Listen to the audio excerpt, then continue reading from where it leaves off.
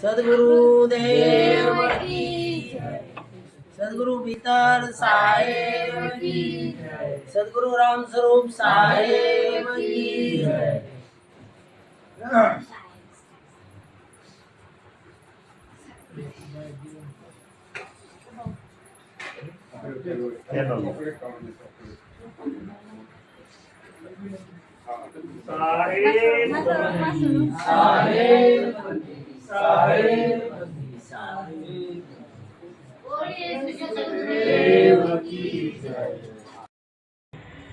પ્રશંસા કરો.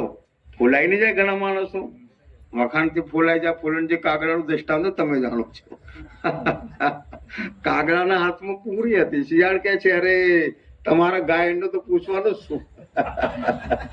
તમારું ગાયન તો બહુ જોરદાર કે છે. કોઈ એવું સંગીત નહીં જાણતું. કાગાભાઈ તમારા સંગીત જેવું તો કોઈ સંગીત જ નહીં. મેં તો ઘણા સાંભળ્યા જર્મન જાપાનનું, પણ તમારું તો સંગીત જ. એમ કેમ બોલવા ગયા કાકા પૂરી પડી ગઈ. ખરું કે નહીં ખરું? તો થયું કે નહીં થયું? ગરબડ થઈ કે નહીં થડકાઈ? તો આવી વાત છે.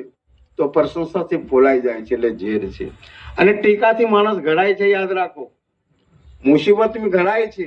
રાવણ રાણીવાસમાં આ લશ્કર સાથે સોના ચાંદીના મહેલમાં રહ્યો, રાજ મોહ વિલાસમાં રહ્યો તો દાનવ બની ગયો.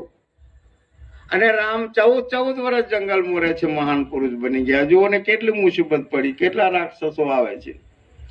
કઈ ઋષિ મુનિઓને નમસ્કાર, કઈ સંતોના ચરણમાં ઝૂકે છે. જુઓ સરભંગ ઋષિ મળ્યા અને કઈ વિશ્વામિત્ર ને કઈ કેટલા મહાન પુરુષોના દર્શન થયા. ઘેર દર્શન થતા નહીં. રાજવાસ ભાઈ, કઈ બાજુ ઝઘડો, કઈ બાજુ લડાઈ કરવી, કોને જીતવું, કયું રાજ્ય મેળવવું, આ ચાલતું. એને બદલે આરામથી જંગલમાં જાય છે, સંતોનો આશ્રમ મળે છે, સત્સંગ સાંભળે છે, મુસીબતનો સામનો કરે. ત્યારે માણસ ઘડાય છે. યાદ રાખો, કોઈ પણ માણસનું ઘડતર ક્યારે